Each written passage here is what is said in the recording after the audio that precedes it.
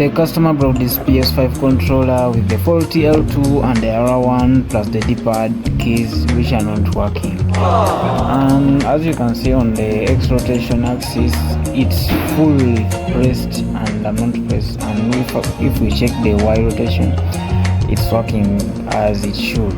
Now, garam mararam raraman mararaman dan madu dung dung dung tak tuntung perkuntung. I'm going to open this bad boy up to see what's inside and what went wrong.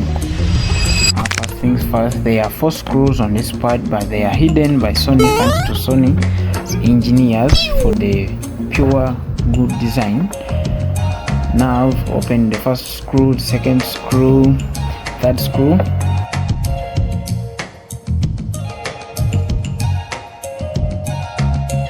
Now this bad boy is open. Remove the battery, the final boss screw, remove the fibers, the L2 fiber, the microphone and the R2 fiber. We remove the board. I saw that the carbon connectors are pretty fine.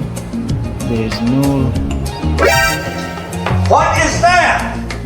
What the f*** is that? It was blocking the connectors from contacting with the carbon film.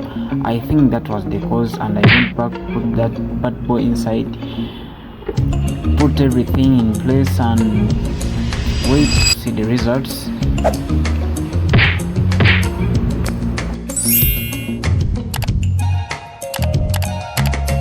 That was easy.